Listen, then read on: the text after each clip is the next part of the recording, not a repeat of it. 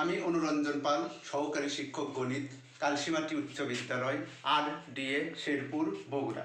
শিক্ষার্থী বন্ধুরা, আজকের অনলাইন ক্লাসে তোমরা যেখানেই যে অবস্থায় থাকো না কেন, আশা করি তোমরা সবাই ভালো আছো, সুস্থ আছো। তোমাদের সবাইকে অনেক অনেক স্বাগতম। যদিও তোমরা তোমাদের অ্যাসাইনমেন্ট অর্থাৎ নির্ধারিত কাজ নিয়ে ব্যস্ত, তারপরেও তোমরা যদি আমার ক্লাসটা একটু সময় বের করে মনোযোগ দিয়ে করো তাহলে তোমরা উপকৃত হবে। শিক্ষার্থী বন্ধুরা, আজকে আমি তোমাদের নবম ও দশম শ্রেণীর উচ্চতর গণিত বই থেকে অষ্টম অধ্যায় ত্রিকোণমিতির অনুশীলনী 8.2 থেকে 11 নং অঙ্কটি শেখাবো। ইতিপূর্বে আমি এই অধ্যায় থেকে 2টা ক্লাস নিয়েছি। আশা করি ক্লাসগুলো তোমরা সুন্দরভাবে বুঝতে পেরেছো এবং উপভোগ করেছো। তাহলে শিক্ষার্থী বন্ধুরা, আজকের পাঠের শিক্ষণফল তোমরা খাতায় লিখে নাও। শিক্ষণফল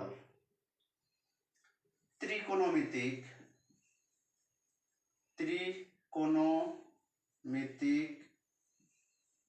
অভেদসমূহ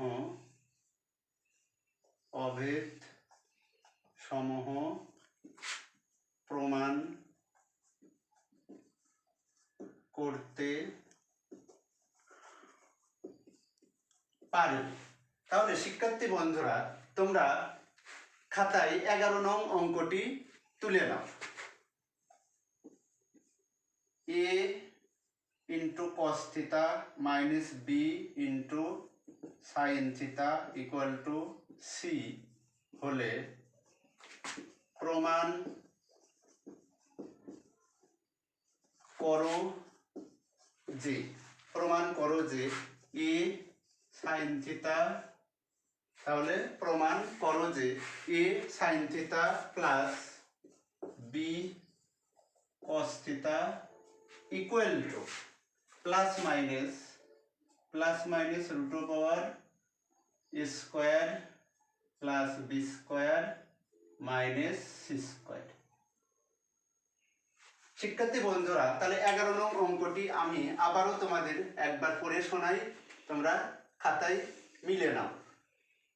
a cos theta minus b sin theta equal to c হলে প্রমাণ করো যে a sin theta plus b cos theta equal to plus minus root over a square plus b square minus c square।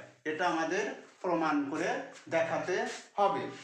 তাহলে শিক্ষার্থী বন্ধুরা, প্রথমে তোমরা লিখে নাও, দেওয়া আছে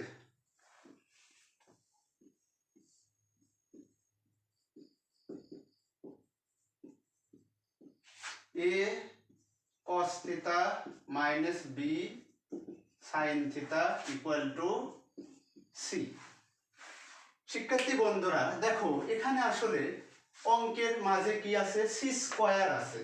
তাহলে এই অঙ্ক তোমরা প্রথমেই খাতায় তুলে নেওয়ার পরে বর্গ করবে, যেহেতু ওখানে প্রমাণে আমাদের c স্কয়ার আছে, এই জন্য আমরা উভয় পাশেই কি করে নেব, বর্গ করে নেব। তাহলে বা a cos theta minus b sin theta যা আছে অপরিবর্তিত রেখে এর উপরে স্কয়ার ইকুয়াল টু c এর উপরে স্কয়ার। তাহলে উভয় পক্ষে কি করলাম, বর্গ করে। শিক্ষার্থী বন্ধুরা, এখন এখানে দেখো, এইটুকু পুরোটাই a মনে করো আর এইটা পুরোটা b মনে করো। তাহলে a minus b হোল স্কয়ারের ফর্মুলা করবে। তাহলে আমরা a minus b হোল স্কয়ারের এখানে কি করব, ফর্মুলা খাটাবো। তাহলে বা a স্কয়ার, a মানে এখানে a cos theta square minus 2 সূত্রের 2 ইনটু a মানে a cos theta into b মানে b sin theta। মুখে বলবো ab, কিন্তু লেখার সময় এখানে a মানে a cos theta, এখানে b মানে b sin theta লিখব। তাহলে প্লাস b স্কয়ার মানে b sin theta এর উপরে whole square equal to c square. বা এখন শিক্ষার্থী বন্ধুরা এখানে গুণ অবস্থায় আছে এ ইন্টু কস থিটা, তাহলে এই স্কোয়ারটা আলাদা আলাদা ভাবে দাও। তাহলে এর উপরে square into cos square theta, থিটার উপর কখনো স্কোয়ার লেখা যাবে না, শুধুমাত্র কজের উপর হবে। তাহলে কস স্কোয়ার থিটা মানেই কস থিটার উপরে square, minus 2 into A cos theta, এটা যা আছে এই অবস্থায় লেখো, A cos theta into B sine theta plus, এখানে দেখো স্কোয়ারকে আলাদা আলাদা করে দাও, এখানে কি করবা স্কোয়ারকে আলাদা আলাদা করে দাও, তাহলে কি হবে বলো তো, B square into sine square theta equal to C square. শিক্ষার্থী বন্ধুরা এখন তোমরা একটা জিনিস খেয়াল করো অঙ্কে, এখানে দেখো এ স্কোয়ার বি স্কোয়ার খালি আছে, সি স্কোয়ারও খালি আছে, তাহলে আমরা দেখো সি স্কোয়ার অলরেডি খালি পেয়েছি, এখন আমাদের কি খালি করতে হবে বলো তো, এ স্কোয়ারকে খালি করতে হবে, বি স্কোয়ারকে খালি করতে হবে। এই জন্য দেখো এ স্কোয়ারের সাথে যেটা গুণ অবস্থায় আছে সেটাকে আমরা ফর্মুলা ফেলাবো, তাহলে এখানে এ স্কোয়ার খালি হয়ে যাবে, কারণ A square into cos square theta মানে 1 মাইনাস সাইন স্কোয়ার থিটা, যখন এ স্কোয়ার আর 1 গুণ হয়ে যাবে তখন এ স্কোয়ার এখানে খালি হয়ে যাবে। অনুরূপভাবে এখানে আমরা বি স্কোয়ারকে খালি করব, তাহলে সাইন স্কোয়ারের সূত্র ফেলাবো 1 মাইনাস কস স্কোয়ার থিটা, তারপরে গুণ করলে বি স্কোয়ার এখানে খালি হয়ে যাবে। শিক্ষার্থী বন্ধুরা তাহলে এখন তোমরা এ স্কোয়ার যা আছে অপরিবর্তিত লেখো, তাহলে কস স্কোয়ার থিটা সমান 1 মাইনাস কি লিখতে হবে বলো তো, sine square theta, minus 2 into A cos theta B sine theta, এটা অপরিবর্তিত লিখো, প্লাস এখানে বি স্কোয়ারকে অপরিবর্তিত লিখো, তাহলে সাইন স্কোয়ার থিটা, আমরা ত্রিকোণমিতিক ফর্মুলা জানি যে সাইন স্কোয়ার থিটা সমান 1 মাইনাস কস স্কোয়ার থিটা, কেন বি স্কোয়ারকে এখানে খালি করতে হবে, তাহলে ইকুয়াল টু সি স্কোয়ার। শিক্ষার্থী বন্ধুরা এখন আমরা দেখো এই স্কোয়ার দ্বারা দুটাকে গুণ করব, তাহলে বা 1 ইন্টু স্কোয়ার মানে square minus square into sine square theta minus 2 into A cos theta into B sine theta, এটা যা আছে অপরিবর্তিত রেখে দিলাম, প্লাস এখন বি স্কোয়ার দ্বারা গুণন করব, তাহলে 1 আর বি স্কোয়ার গুণ হয়ে বি স্কোয়ার প্লাস মাইনাসে minus B square cos square theta equal to কি হবে বলো তো, সি স্কোয়ার। সি স্কোয়ারকে অপরিবর্তিত রাখলাম। বা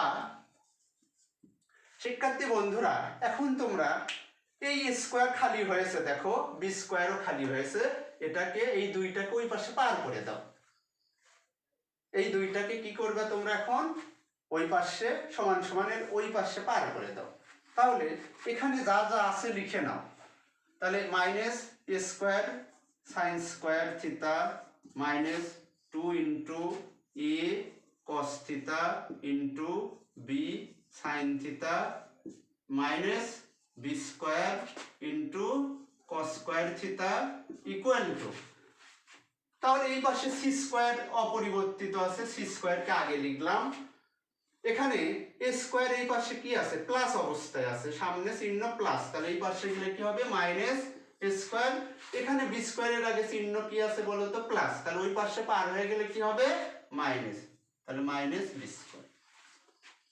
শিক্ষার্থী বন্ধুরা এখন আমরা দেখো মাইনাসটা কমন নেব, তাহলে বাম পাশে মাইনাসটা আমরা কি করব কমন নেব, তাহলে A square sine square theta minus minus plus, ভিতরের চিহ্ন কি হবে পরিবর্তন, 2 A cos theta into B sine theta plus minus minus plus B square cos square theta equal to কি হবে বলো তো, তাহলে এখানেও দেখো আমরা যেহেতু এই পাশে আমাদের মাইনাস কমন আসছে, তাহলে এই মাইনাসকে তুলে দেওয়ার জন্য কি করতে হবে এই পাশেও মাইনাস কমন নিতে হবে। শিক্ষার্থী বন্ধুরা যদি এই পাশে মাইনাস না আসতো তাহলে এই পাশে আমরা মাইনাস কমন নিতাম না, অপরিবর্তিত রেখে দিতাম, তাহলে মাইনাস যদি আমরা কমন নিই কি হবে square minus minus plus B square C এর আগে প্লাস আছে তাহলে মাইনাস হবে, সি স্কোয়ারের আগে প্লাস আছে মাইনাস কমন নিয়েছি এই জন্য সি স্কোয়ারের আগে মাইনাস।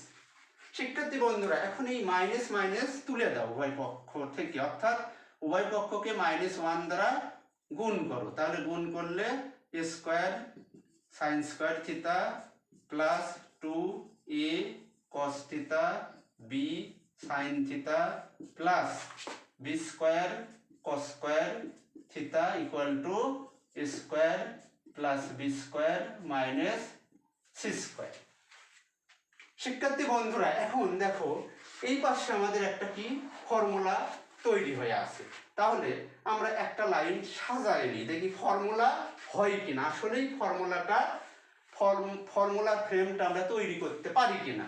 তাহলে একটা লাইন আমরা দেখি, বা লেখো ই সাইন থিটা লিখে ব্র্যাকেট দিয়ে হোল স্কয়ার, দেখো এই স্কয়ারকে আলাদা করে দিলে a square into sine square theta plus 2 into তাহলে a sine theta into b cos theta. দেখো তাহলে 2 নিলাম, এর সাথে আমরা কি নিলাম সাইন থিটা, কারণ এখানে a 2a b মানে cos থিটা, এইগুলো গুণ করলে এটা আমরা ফিরে পাই, মানের কোনো পরিবর্তন হয়নি, প্লাস এখানে b cos থিটা লিখে হোল স্কয়ার। এটা যদি আমরা গুণ করে দিই দেখো এটা b square into cos square theta চলে আসে। তাহলে এখানে আমাদের সূত্রের ফ্রেম তৈরি হয়েছে, মানের কোনো পরিবর্তন হয়নি, অর্থাৎ মান কম বা বেশি হয়নি, অপরিবর্তিত রয়েছে, ইকুয়াল টু এই পাশে যা আছে আমরা সেটা অপরিবর্তিত রেখে দিলাম। তাহলে এখানে শিক্ষার্থী বন্ধুরা square plus 2ab plus b square, তাহলে এর ফর্মুলা কি হবে বলো তো, a মানে a sin theta plus b মানে b cos থিটা, তাহলে a plus b whole square equal to কি হবে a square plus b square minus c square, এটা অপরিবর্তিত। তাহলে শিক্ষার্থী বন্ধুরা এখন আমরা জানি এই পাশে যদি বাম পাশে স্কয়ার থাকলে ডান পাশে গিয়ে কি হয় হাফ হয়, আর হাফ মানেই আমরা জানি রুট, তাহলে বা a sin থিটা অর্থাৎ ফার্স্ট ব্র্যাকেটের মধ্যে যেটা আছে সেটা অপরিবর্তিত লিখলাম, a sin theta plus b cos theta equal two এই পাশে স্কয়ার আছে ওই পাশে গেলে রুট হয়ে যাবে, হাফ হয়ে যাবে, হাফ মানে রুট, আর সামনে কি হবে প্লাস মাইনাস আসবে, তাহলে root over a square plus b square minus c square, এটাই প্রমাণিত, এটাই প্রমাণিত। শিক্ষার্থী বন্ধুরা তাহলে আমরা প্রমাণে কি পেলাম, a sin theta plus b cos theta equal to plus minus root over a square plus b square minus c square প্রমাণিত। তাহলে দেখো প্রমাণের সাথে আমাদের এটা মিলে গিয়েছে। শিক্ষার্থী বন্ধুরা আশা করি অঙ্কটি তোমরা খুব সুন্দরভাবে বুঝতে পেরেছো। এই 11 নং অঙ্ক নিয়ে যদি তোমাদের মনে কখনো কোনো কোশ্চেন জাগে তাহলে আমার কমেন্ট বক্সে অবশ্যই জানাবে, আমি সেটা অ্যান্সার দেওয়ার চেষ্টা করব। শিক্ষার্থী বন্ধুরা তাহলে আগামী ক্লাসের আগে পর্যন্ত তোমরা সবাই ভালো থেকো, সুস্থ থাকো, তোমাদের সবাইকে ধন্যবাদ জানিয়ে আজকের মতো আমি এখানেই শেষ করছি, সবাইকে ধন্যবাদ।